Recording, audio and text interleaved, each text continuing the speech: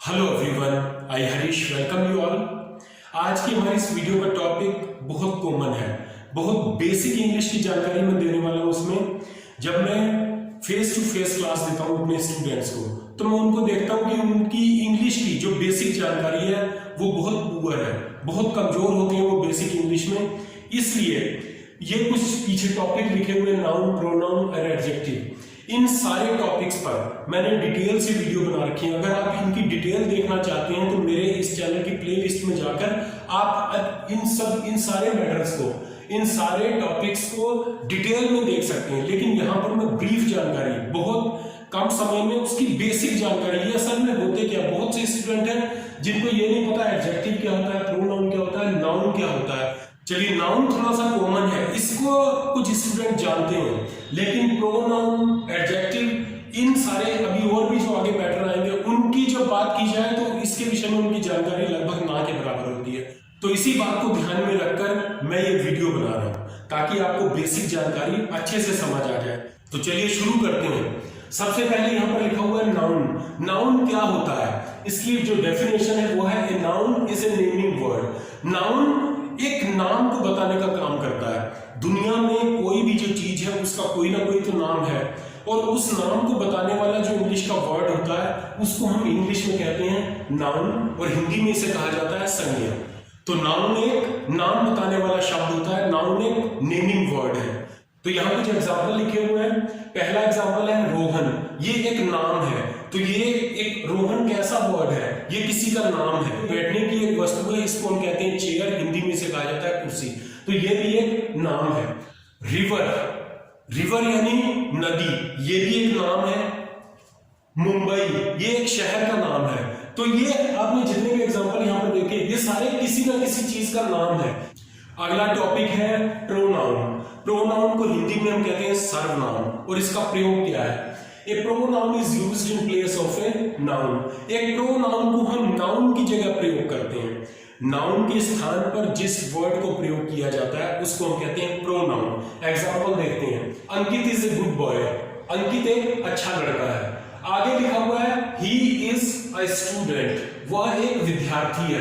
वह कौन है, वह अंकित है। तो यहाँ पर अंकित एक नाउन था, और ही यहाँ पर किसको कहा जा रहा है, अंकित को। तो ही कौन है, अंकित। तो अंकित की जगह पर यहाँ हमने लिखा है ही, तो ये एक प्रोनाउन है, ही एक प्रोनाउन है। तो इस तरह नाउन की जगह जब कोई वर्ड इंग्लिश में प्रयोग किया जाता है तो उसको हम कहते हैं प्रोनाउन। इसके और एग्जांपल है आई, आई यानी मैं।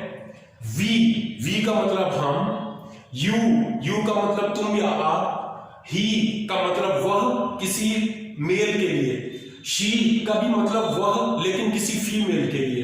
दे, दे का मतलब वे, ये एक प्लूरल है, बहुवचन प्रोनाउन है दे, एटसेट्रा इत्यादि। तो example I, we, you, he, she, they, ये सब क्या है, ये प्रोनाउन है। अगला टॉपिक है एडजेक्टिव, जिसको हिंदी में हम कहते हैं विशेषण। और विशेषण या एडजेक्टिव क्या काम करता है। एडजेक्टिव काम करता है, an adjective tells quality of a noun और ए प्रोनाउन। एडजेक्टिव किसी नाउन या प्रोनाउन के गुण को बताने का काम करता है। क्वालिटी का हिंदी में अर्थ होता है गुण। अब यहाँ कुछ एग्जांपल देख लेते हैं। Rakesh is intelligent. राकेश क्या है, राकेश एक नाउन है। इज इंटेलिजेंट, राकेश बुद्धिमान है। तो बुद्धिमान कौन है, राकेश। बुद्धिमान किसका गुण है, राकेश का। तो राकेश की क्वालिटी बताई इंटेलिजेंट ने, तो इंटेलिजेंट यहाँ पर एडजेक्टिव कहलाएगा। इसको अंडरलाइन किया हुआ है, ये इंटेलिजेंट जो वर्ड है ये एक एडजेक्टिव है। अगला है दिस बॉक्स इज हैवी। यह बॉक्स भारी है, ये डिब्बा भारी है। दिस बॉक्स इज हैवी, तो हैवी क्या है, बॉक्स। तो बॉक्स की क्वालिटी क्या है, बॉक्स का गुण क्या है कि ये भारी है। तो हैवी एक ऐसा वर्ड है जो यहाँ पर एडजेक्टिव का काम कर रहा है, क्योंकि ये बॉक्स की क्वालिटी बता रहा है। शी इज ब्यूटीफुल, वह सुंदर है। शी क्या है, शी एक प्रोनाउन है, जैसे हमने यहां पर देखा था। शी इज ब्यूटीफुल, और शी प्रयोग किया जाता है एक फीमेल के लिए। वह सुंदर है, सुंदर कौन है, वह। तो शी एक प्रोनाउन है, और प्रोनाउन की क्वालिटी कौन बता रहा है, वर्ड ब्यूटीफुल। तो प्रोनाउन की क्वालिटी यहां पर बता रहा है, इसलिए ब्यूटीफुल यहां पर एक एडजेक्टिव कहलाएगा। चलिए देखते हैं अगला टॉपिक। यह है वर्ब। वर्ब हम कहते हैं क्रिया को। वर्ब की हिंदी है क्रिया। क्रिया वर्ब होती क्या है? An action performed by subject in a sentence. किसी सेंटेंस में सब्जेक्ट यानी कर्ता के द्वारा जो काम किया गया होता है उसको हम कहते हैं वर्ब। इसके एग्जाम्पल हैं रोहन इज प्लेइंग, रोहन खेल रहा है। तो यहां पर काम क्या हो रहा है? क्रिया क्या हो रही है? प्लेइंग, खेलने की। और कौन कर रहा है? रोहन के द्वारा। रोहन हमारा सब्जेक्ट है और सब्जेक्ट ने क्या काम किया? रोहन इज प्लेइंग, रोहन खेल रहा है। यू आर राइटिंग, तुम लिख रहे हो। यू आर राइटिंग, तुम लिख रहे हो। तो यू के द्वारा, तुम के द्वारा क्या काम किया जा रहा है? लिखने का। तो राइटिंग यहां पर वर्ब है। He was jumping, वह कूद रहा था। तो काम क्या कर रहा था? कूदने का। तो जंपिंग यहां पर भी ये वर्ब है। तो प्लेइंग, राइटिंग, जंपिंग, कोई भी काम जो किसी वाक्य में कर्ता के द्वारा किया जा रहा है, किसी सेंटेंस में सब्जेक्ट के द्वारा किया जा रहा है, उसको हम कहते हैं वर्ब। वर्ब के ऊपर डिटेल्स, जैसा मैंने वीडियो के शुरू में कहा कि इन सारे टॉपिक्स को अगर आप डिटेल से जानना चाहते हैं तो मेरे इस चैनल की प्लेलिस्ट में जाकर इन सारे टॉपिक्स के ऊपर मैंने डिटेल से एक एक अकेला वीडियो बनाया हुआ है, वो आप जाकर देख सकते हैं।